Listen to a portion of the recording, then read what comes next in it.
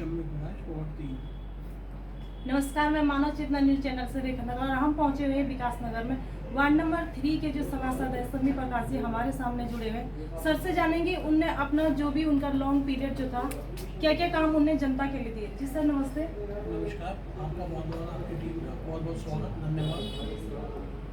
Sir जैसा आप काफ़ी लंबे टाइम से सभासद के रूप में है और जनता को कितनी सेवाएं आपने जनता के लिए सबसे ज़्यादा दी। जी सर लगातार जो है क्षेत्र में जो भी समस्याएं होती हैं उनको लेकर जो वादे हम चुनाव में करते हैं अपना 100% अपना करने का उसी फॉर्मूले के तहत जो है हम कार्य करते हैं और उसी के तहत मैं लगातार काम करता आया हूँ और पब्लिक का सहयोग मिलता रहा है, चाहे वो सीवर से जुड़ा हुआ मामला हो, पथ प्रकाश का हो, चाहे हमारी सफाई व्यवस्था हो, उसको ही यही हमारी प्राथमिकताएं भी हैं और मुख्य हमारे जिम्मेदारियां भी हैं, उन्हीं को लेकर हम निरंतर काम करते हैं। जैसे आम जनता की यहाँ पर क्या क्या समस्याएं रहती सर, जो यहाँ पर जन लोग हैं?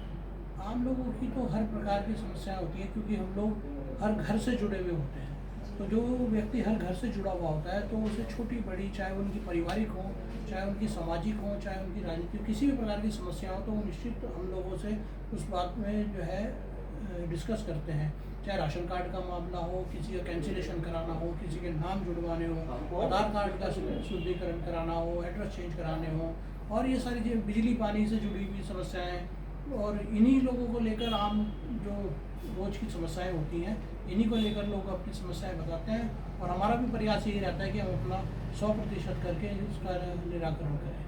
सर जैसे आप लंबे टाइम से सभासद के रूप में तो आगे की क्या है, मतलब आपकी योजना? आगे की योजना है तो राजनीतिक व्यक्ति की तो महत्वाकांक्षाएं होती हैं और होनी भी चाहिए, बिना महत्वाकांक्षाएं के तो राजनीति होती भी नहीं।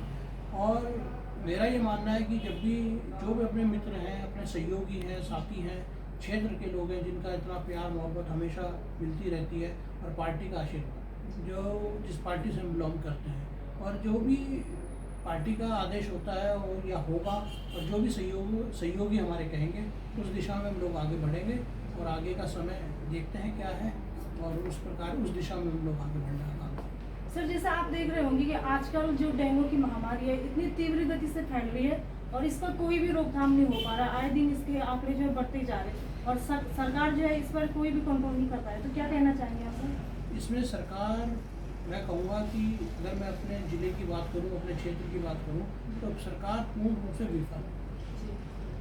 नगर पालिका स्तर पर जितना छिड़काव, फॉगिंग, साफ सफाई का कार्य होता है नगर पालिका स्तर पर वो कार्य हो रहा है, लेकिन वो अब उससे कोई रोकथाम हो पा रही है कि नहीं हो पा रही है, क्योंकि ये एक बहुत बड़ा रूप ले चुका है।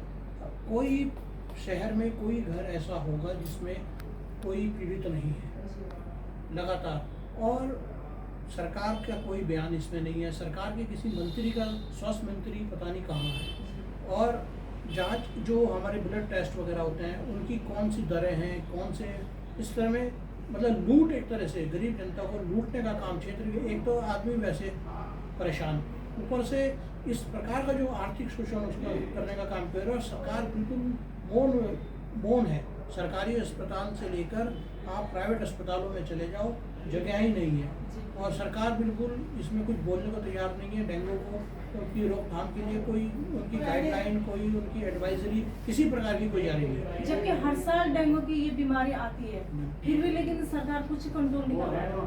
सरकार इसमें समझ ही नहीं पा रही है कि क्या हो रहा है, और इस बार जो डेंगू की स्थिति है वो बहुत बड़े स्तर पे है। जैसे कभी कोविड की जो सेकंड वेव आई थी उस समय जो स्थिति बनी हुई थी, मैं कहूँगा विकासनगर उसके आसपास के क्षेत्र में वो स्थिति है, लोग बहुत परेशान हैं, लेकिन सरकार हर तरीके से विफल है, फेल हो चुकी है। और ये बड़ा दुर्भाग्य है कि जिनकी जिम्मेदारियां होती हैं, जिसकी जिम्मेदारी है अपने लोगों को बचाने की, उसका ध्यान रखने की, वो जिम्मेदारी से दूर है और पता नहीं किस उसमें निंद्रा में है।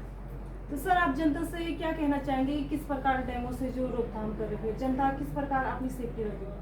जनता तो स्वयं अपनी सेफ्टी कर रही है और अपने आप जूझ रही है। जो लोग पीड़ित हैं वो लोग बेचारे अपने आप अपना सब कुछ कर रहे हैं। बस यही है, अपने आसपास साफ सफाई रखो, अपना पास पानी ना इकट्ठा होने दो, यही है। और ये हर व्यक्ति को इस बारे में जागरूक भी है, लेकिन सोचनीय और चिंतनीय विषय यह है कि वास्तव में ये डेंगू है कि ये क्या है, ये कौन सा वायरस है, ये क्या है। ये तो सरकार का काम है, सरकार इसमें विफल हो चुकी है, पूर्ण रूप से विफल।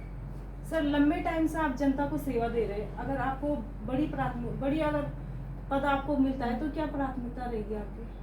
प्राथमिकता तब भी वही रहेगी कि जिन लोगों का आशीर्वाद, जिस क्षेत्र के लिए हमें चुना जाता है उस क्षेत्र के लिए अपना 100%, अपना 100% करके दो। और वही प्राथमिकता हमारी पिछले 15 वर्ष से रही है। और पद छोटा हो चाहे बड़ा हो, जो हमारा कार्य है वो 100% होना चाहिए, अपना प्रयास हमारा 100% होना चाहिए, कोई निराश नहीं होना चाहिए। और जिस चीज़ के लिए हमारे को चुना गया है वो कार्य हमारा पूरा होना चाहिए, उस कार्य को हमारे को ईमानदारी से करना चाहिए। सिर्फ यही हमारी प्राथमिकता है और आगे भी रहेगी। सर हमारे चैनल के माध्यम से कुछ युवाओं के लिए कुछ संदेश देना चाहते हैं? अपने युवा साथियों को सिर्फ एक संदेश है कि आजकल नशे का एक कारोबारी रूप से लोगों ने यहाँ पे बहुत ज़्यादा उसमें पैर पसार लिया है। उस नशे से दूर रहो, अपने आप को स्वस्थ रखो और इस देश को, इस क्षेत्र को एक नई दिशा देने के लिए एक अपनी अच्छी एजुकेशन और एक अपने आप को शारीरिक रूप से स्वस्थ रखने के साथ इसको आगे बढ़ने का काम करें। धन्यवाद करना चाहती हूँ मैं सर का, सर ने इतना कीमती टाइम हमें दिया जी, धन्यवाद। पहले साउंड को देखो भैया, हो गया। अब तो हो ही गया बिल्कुल।